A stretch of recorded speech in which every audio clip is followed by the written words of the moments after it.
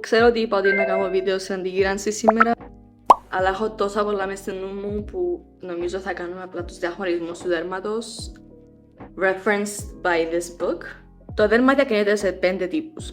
Μεικτό, λιπαρό, ξηρό, κανονικό και ευαίσθητο. Το μεικτό έχει συνήθως απαλή υφή και η πόρη του είναι κανονική, όχι πολύ ανοιχτή και όχι πολύ κλειστή. Το πρόβλημα με το μεικτό είναι ότι οι σμιγματογόνοι αδένες υπερεκρίνουν το σμίγμα, αλλά το μεικτό δέρμα είναι ξερό σε διάφορα zones.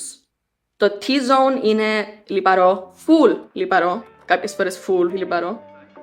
Και εδώ στο πηγούνι και λίγο εδώ, I guess, είναι πολύ ξερό.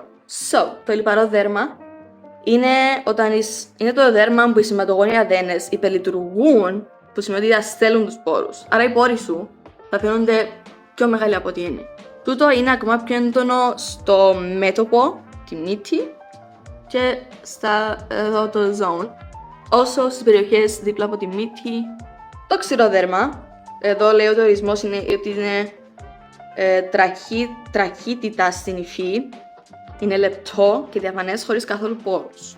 Το άσχημο με το ξηρό δέρμα είναι ότι είναι πολύ ευαίσθητο σε ασιδικά τύπου pH πράγματα που βάλεις πάνω στο πρόσωπο.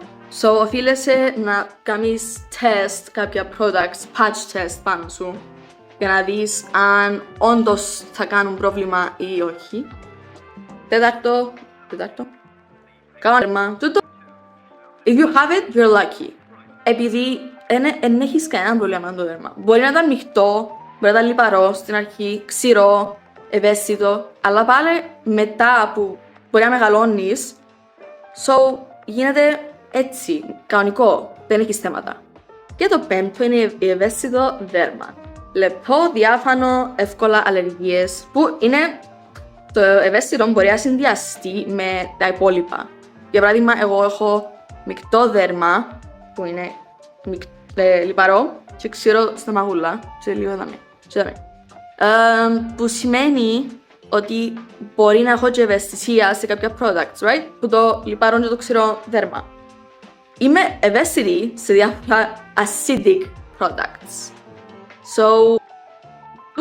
Αυτά γίνονται combined. Thank you very much for watching and follow for more.